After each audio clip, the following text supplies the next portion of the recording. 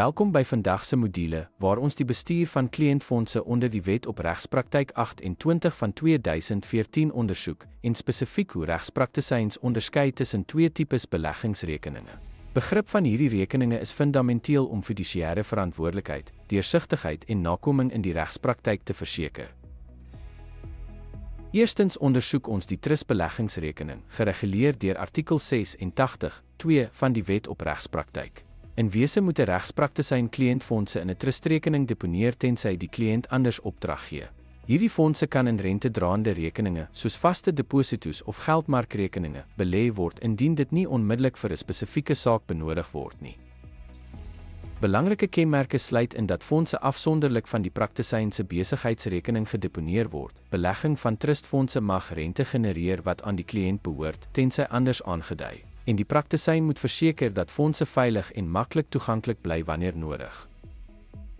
Volgende fokus ons op die genomineerde beleggingsrekening, gereguleer kragtens artikel 86(3). Hier, die praktisyn hou fondse in hul eie naam, maar namens die kliënt. Hierdie struktuur word gebruik vir komplekse of langtermynbeleggings, soos aandele of eiendom, waar die praktisyn as 'n fidusiër optree. Genomineerde rekeninge het sleutelkenmerke waar die praktisyn as tussenganger optree om fondse te bestuur gebaseer op die kliënt se instruksies, terwyl die kliënt behou uiteindelike eienaarskap en beheer.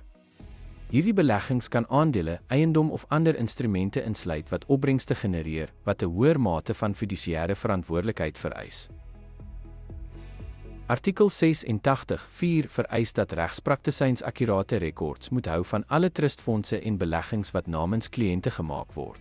Dit sluit in die verskaffing van 'n gedetailleerde rekening van die fondse wat in trust gehou word en enige rente of opbrengste wat gegenereer word. Die praktisyn moet ook verseker dat die beleggings met deursigtigheid en in ooreenstemming met die kliënt se instruksies bestuur word. Praktisyns word vereis om akkurate en deursigtige rekords te handhaaf vir beide trustrekeninge en genomineerde rekeninge en om behoorlike dokumentasie vir die belegging van fondse en enige inkomste wat gegenereer word, te verseker.